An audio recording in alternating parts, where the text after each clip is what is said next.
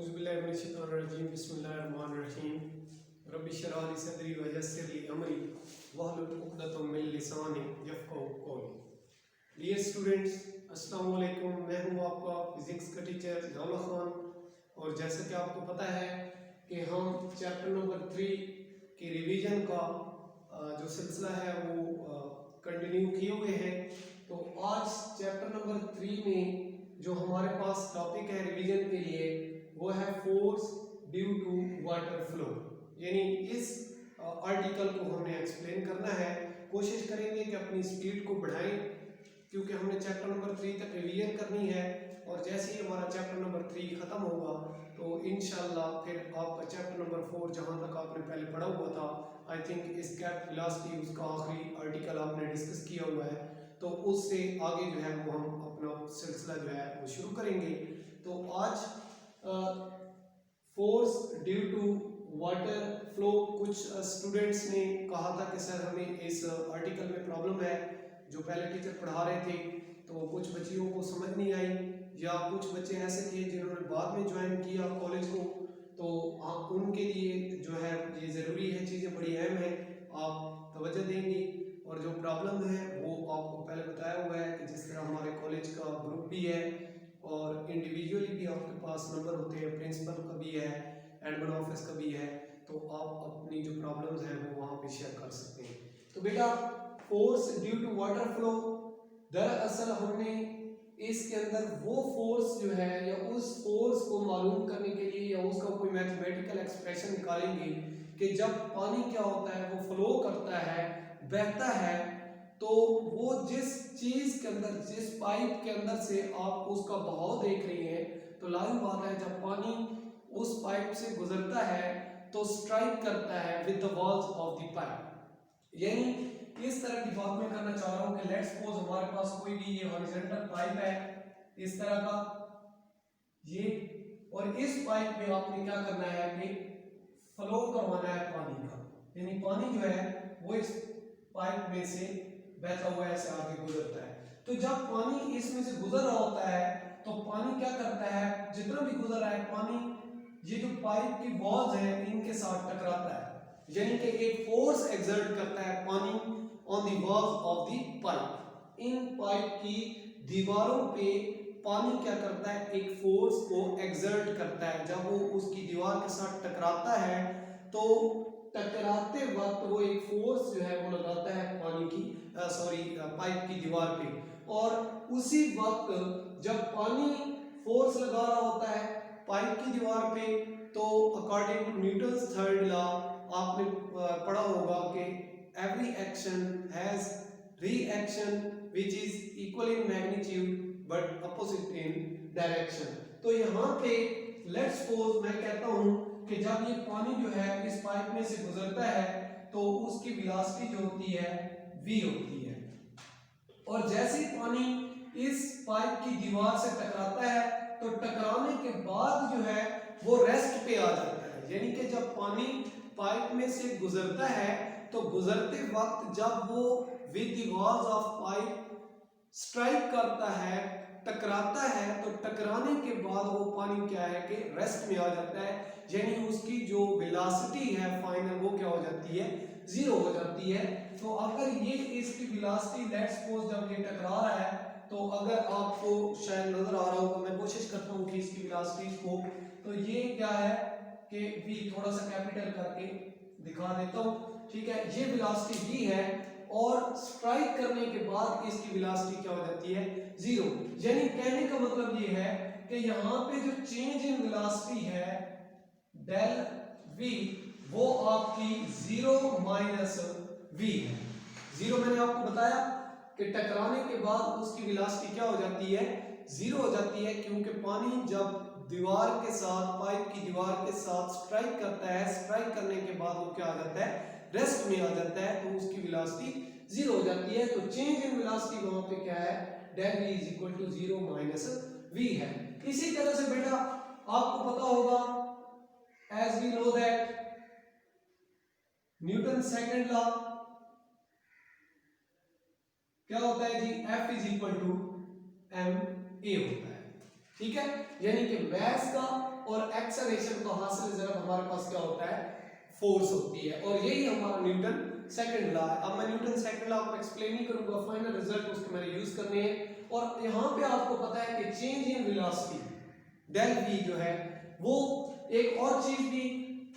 Velocity में तब्दीली भी बता दी, और यहाँ पे हम जानते हैं कि जो एक्सेलरेशन होता है वो change in velocity divided by क्या होता है, टाइम होता है। यानी इस एक्सप्रेशन को मैं ऐसे भी लिख सकता हूं कि mass multiply by del v divided by क्या आ जाएगा, टाइम। मैंने कुछ भी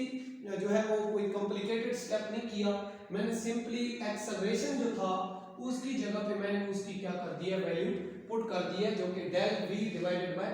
टी है, यानी कि जो change in velocity divided by time, यानी कि एक टाइम के लिहाज से जब वेलोसिटी में तब्दीली आ रही होती है तो हम कहते हैं कि वो क्या है जी, हमारे पास एक्सेलरेशन होता है। और यहाँ पे जो हमारी डायग्राम है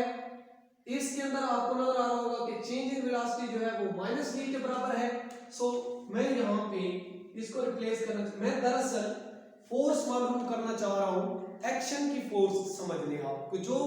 पानी जो है दीवार पे जाके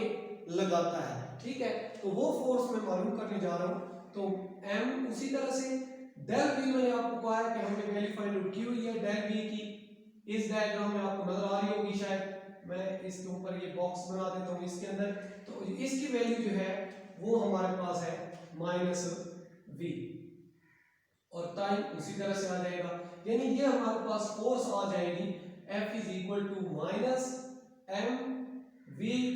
और डिवाइडेड बाय टी। इस तरह से ये हमारे पास जो है फाइनल रिजल्ट, यानी कि एक फोर्स हमने मालूम कर ली है। इस फोर्स को आप कह सकते हैं, डजंट मैटर अगर आप कहें कि दीवार पानी पे लगा रही है, यानी पाइप की दीवार जो है वो ये फोर्स पानी पे लगा रही है, या पानी जो है वो दीवार पे फोर्स लगा रहा है, क्योंकि हम जानते हैं कि न्यूटन थर्ड लॉ क्या कहता है कि every action has reaction equal in magnitude but opposite in direction. तो यहां पे क्या होगा कि जो रिएक्शन की फोर्स होगी वो क्या होगी, इक्वल इन मैग्नीट्यूड होगी, यानी कि जो पानी दीवार पे या दीवार पानी पे लगा रही है, ये जो एक्शन और रिएक्शन की फोर्सेस हैं मैग्नीट्यूड में बराबर होंगी, यानी दोनों की मिकदारें बराबर होंगी, लेकिन डिफरेंस किसका आएगा, डायरेक्शन का, डायरेक्शन दोनों की अपवर्ड होगी, और आपको पता है कि अपोजिट डायरेक्शन की वजह से क्या आता है, नेगेटिव का साइन प्रोड्यूस होता है। तो आप लिख सकती हैं यहाँ पे कि according to Newton third law, अच्छा जी ये था, we know that according to क्या लिखेंगे आप, अकॉर्डिंग टू सेकंड लॉ, ये बात हमने की थी अकॉर्डिंग टू सेकंड लॉ, और ये बात हम कर रहे हैं according to Newton third law, कि ये जो फोर्स है, ये जो हमारे पास एक एक्शन की फोर्स आई है, यही फोर्स रिएक्शन की होगी बट अपोजिट इन डायरेक्शन होगी, तो माइनस का साइन और प्रोड्यूस होगा into minus m over t multiply by v। तो ये माइनस प्रोड्यूस हुई है कि every action has reaction equal in magnitude but opposite in direction, यानी कि ये वाली फोर्स जो पानी दीवार पे लगा रहा है उसको अगर हम एक्शन की फोर्स बोल रहे हैं, तो जो दीवार की तरफ से पानी पे फोर्स लग रही होगी वो रिएक्शन की फोर्स होगी, और ये दोनों फोर्सेस क्या है, मिकदार में बराबर है लेकिन डायरेक्शन में क्या है, अपोजिट है। तो इस वजह से एक नेगेटिव तो आया था चेंज इन वेलोसिटी से,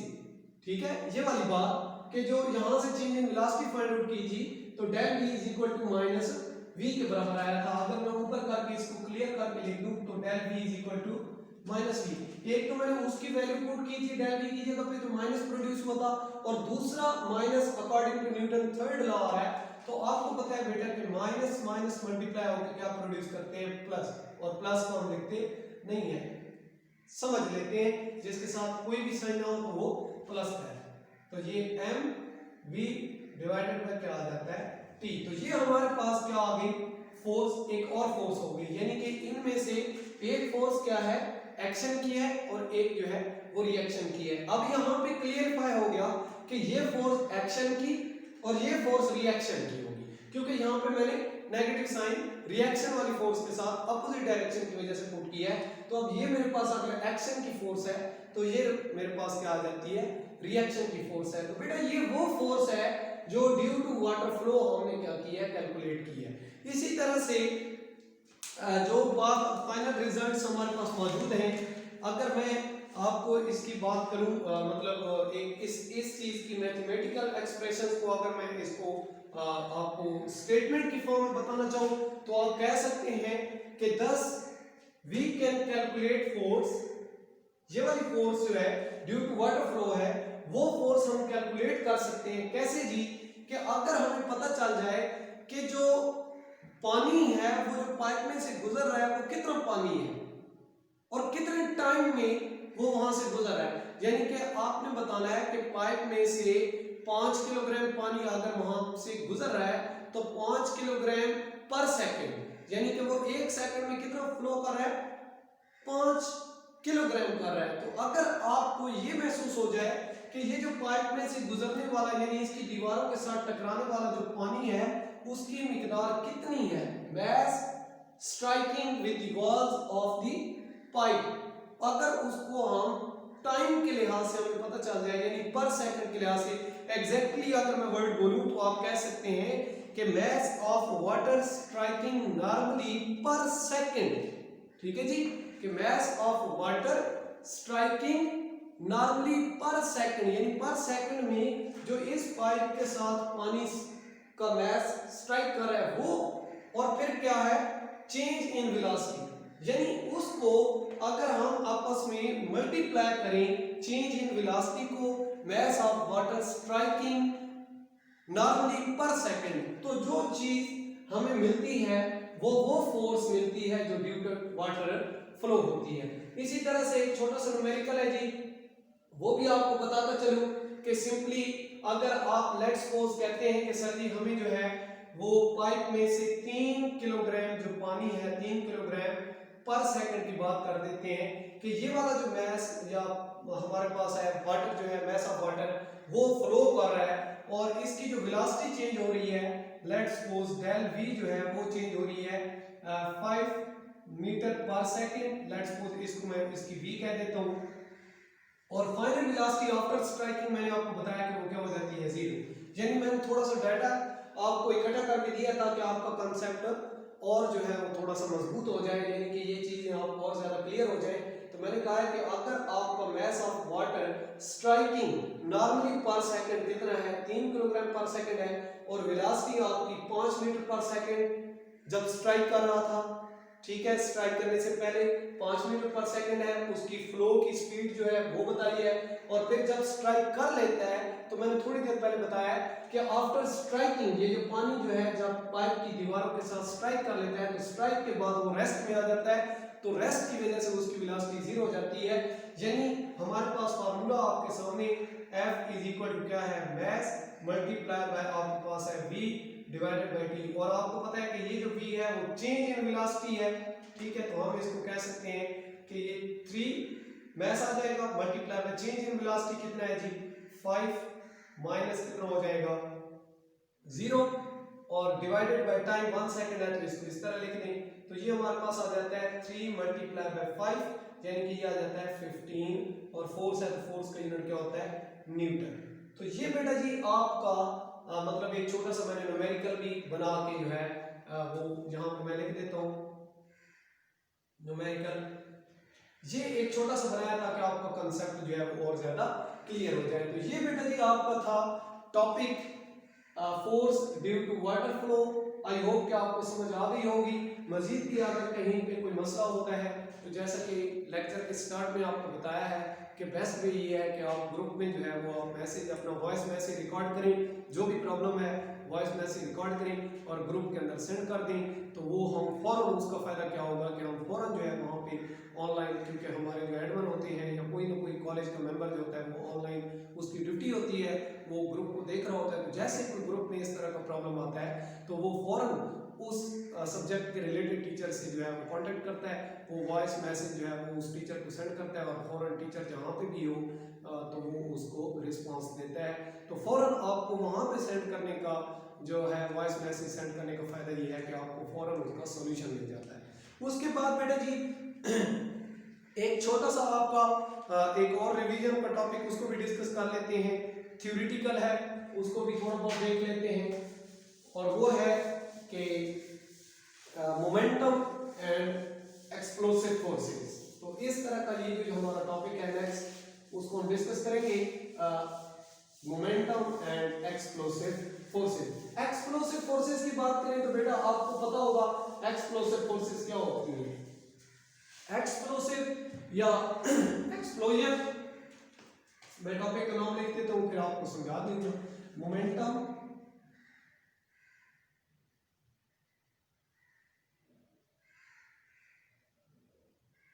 एंड एक्सप्लोसिव फोर्सेस। तो ये टॉपिक है बेटा जी, छोटा सा टॉपिक है और बड़ा मजेदार का है, थोड़ा सा थ्योरेटिकल है, इंशाल्लाह आपकी तवज्जो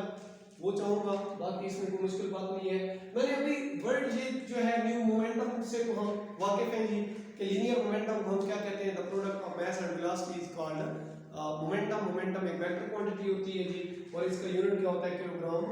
मीटर पर सेकंड, या हम न्यूटन सेकंड भी इसके यूनिट को कहते हैं। एक्सप्लोसिव फोर्सेस, ये वर्ड थोड़ा सा न्यू है आपके लिए, ये जो वर्ड जिसको मैं अंडरलाइन कर रहा हूं एक्सप्लोजन। बेटा जी एक्सप्लोजन क्या होती है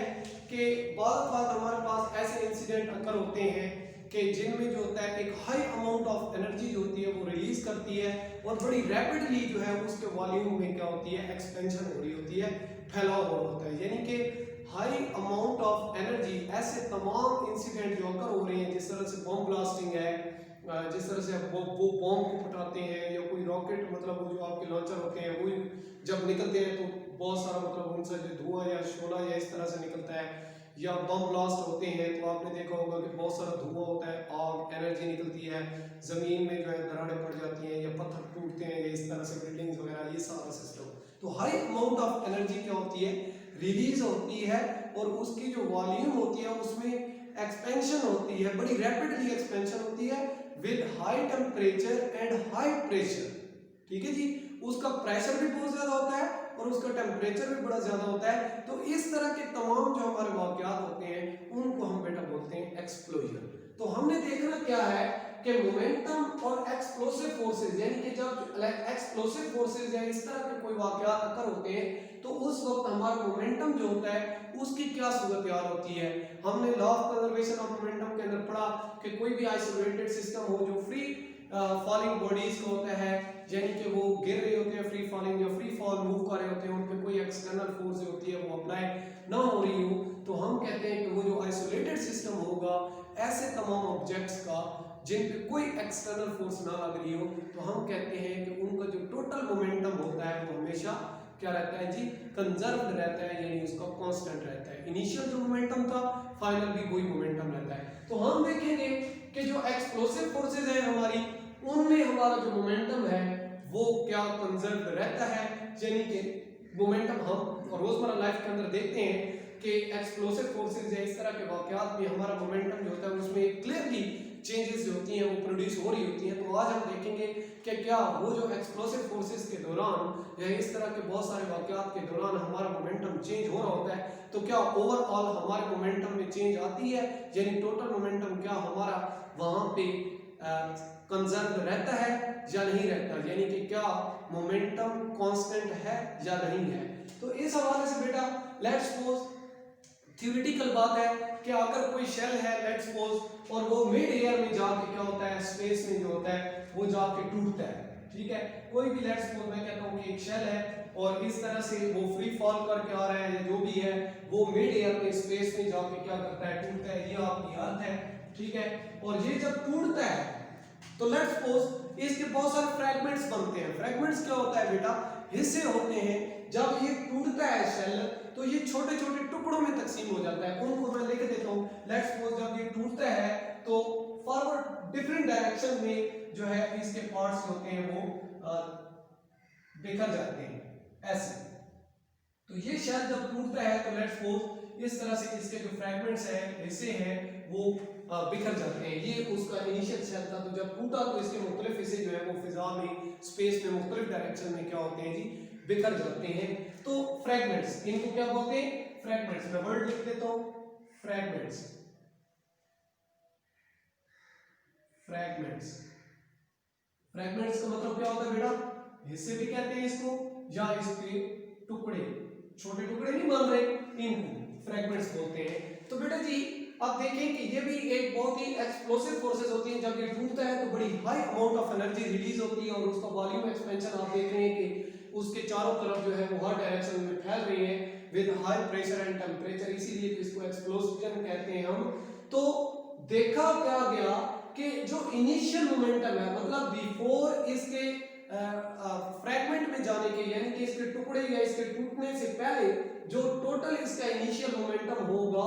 law of conservation of momentum क्या बताता है कि जब ये टूट जाता है और मुख्तलिफ फ्रैगमेंट्स में तकसीम हो जाता है तो हर फ्रैगमेंट्स का जो आपका होगा मोमेंटा,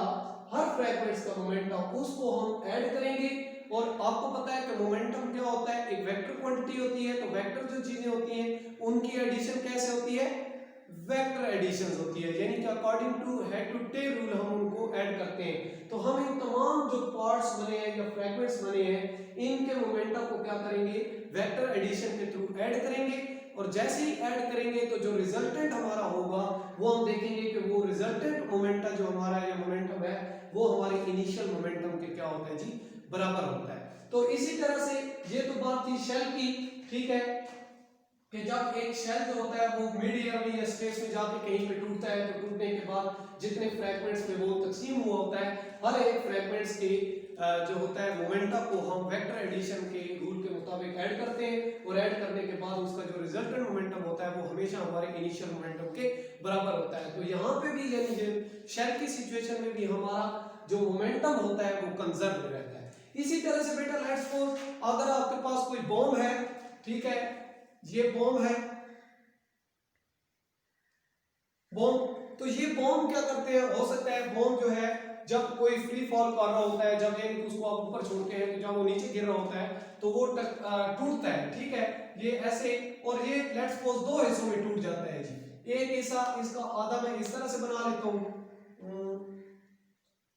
ऐसे, यानी कि इसका आधा हिस्सा ऐसे और आधा हिस्सा जो है वो ऐसे इधर टूट जाता है, यानी कि ये बॉम्ब जो है दो हिस्सों में क्या हो जाता है, टूट जाता है। तो इसका जो मोमेंटम होगा, यानी कि इसका जो इनिशियल मोमेंटम होगा, total initial momentum, initial momentum ये जो होगा ये इसके मोमेंटा, यानी कि ये जो फ्रैगमेंट बनाया जाए, ये पार्ट बनाया, इसका जो मोमेंटा होगा और जो इसका मोमेंटा होगा, इन दोनों मोमेंटा के सम आपके क्या होगा,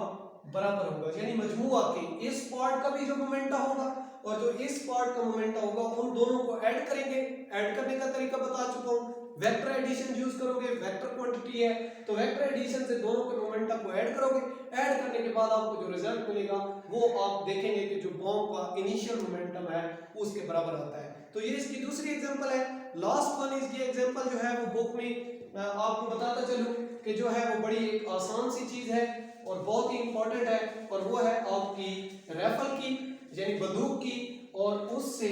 निकलने वाली बुलेट की। ठीक है बेटा, तो आपने ये पहले भी जो है स्कूल फिजिक्स के अंदर भी डिस्कस की हुई है चीज कि स्कूल फिजिक्स में आप क्या कहते थे कि लेट्स सपोज हम मास ऑफ द राइफल जो है उसको कैपिटल एम के साथ और जो मास ऑफ द बुलेट है उसको स्मॉल एम के साथ क्या करते थे, शो करते थे। और आपको ये भी पता होगा कि क्योंकि बिफोर द बुलेट फायर्ड, यानी कि जब आप गोली चलाने से पहले उसका मोमेंटम देखते हैं, चाहे गोली का मोमेंटम हो चाहे वो आपकी राइफल का मोमेंटम हो, तो वो जीरो होता है। क्यों? क्योंकि आपकी राइफल भी रेस्ट पे होती है और जो चीज रेस्ट पे होती है उसकी वेलोसिटी क्या होती है बेटा जी, जीरो होती है। तो इसी तरह से जब आपने गोली फायर ही नहीं की तो इसका मतलब है ना तो गोली की वेलोसिटी है और ना ही आपकी राइफल की वेलोसिटी है, तो लिहाजा आपका इनिशियल जो टोटल मोमेंटम होगा जब आपने बुलेट नहीं चलाई, फायर नहीं की, तो उसका इनिशियल मोमेंटम क्या होगा, जीरो होगा। लेट्स सपोज अब आपने क्या किया है अब आपने जो है आफ्टर फायरिंग, ठीक है, यानी कि आपने बुलेट क्या कर दी है, फायर कर दी है। तो लेट्स सपोज जो फायर की है आपने बुलेट, उसका मास बुलेट का m और उसकी वेलोसिटी v है, ठीक है। और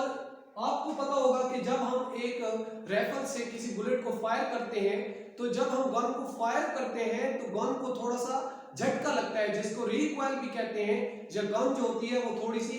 बैक मूव करती है तो उसकी भी वेलोसिटी होती है। लेट्स सपोज उसकी वेलोसिटी को मैं इसके साथ लिख देता हूं v प्राइम, ठीक है। तो इसका मतलब क्या होगा, इसका मतलब ये होगा कि इसका जो फाइनल टोटल मोमेंटम होगा वो इस तरह से बनेगा, mv prime equal plus mv, यानी कि ये हमारा राइफल का मोमेंटम और प्लस ये हमारा बुलेट का मोमेंटम। ये दोनों वो मोमेंटम है बेटा जी, मैं फिर कह रहा हूं, ये वो मोमेंटम है जब आपने बुलेट को फायर कर दिया, ठीक है। तो उसके बाद पहले तो मैंने आपको बताया वहां पे मोमेंटम एग्जिस्ट ही नहीं करता। क्यों नहीं करता, क्योंकि वो दोनों रेस्ट पे होती है, वेलोसिटी जीरो होती है, तो उनका इनिशियल मोमेंटम क्या होता है, जीरो। मैं आपके सामने लिख देता हूं, इक्वल टू जीरो। आपको पता है कि किसी भी आइसोलेटेड सिस्टम का फाइनल मोमेंटम इक्वल होना चाहिए इनिशियल मोमेंटम के। तो यहाँ पे इनिशियल मोमेंटम जीरो है, वो पुट किया, और फाइनल मोमेंटम दोनों का ऐड किया। और याद रखिएगा कि फायर करने के बाद, यानी कि बुलेट को फायर करने के बाद भी आपका जो मोमेंटम होता है फाइनल, वो जीरो ही रहता है। क्यों, क्योंकि जितना मोमेंटम आपकी बुलेट का होता है उसी वक्त अपोजिट डायरेक्शन में उतना ही मोमेंटम आपकी राइफल का होता है, और वो दोनों मोमेंटम जो है वो एक दूसरे को कैंसिल आउट करके रिजल्ट फिर भी वहां पे जीरो देते हैं। तो हम कह सकते हैं कि इनिशियल मोमेंटम भी जीरो है, फाइनल मोमेंटम भी जीरो है। अच्छा जी, तो यहाँ पे देखिए इनमें से किसी चीज को उधर लेके जाते हैं, यानी कि ये बन जाता है mv प्राइम इक्वल टू, ये इधर प्लस हो रहा है उधर जाएगा तो ये माइनस। हाँ जी,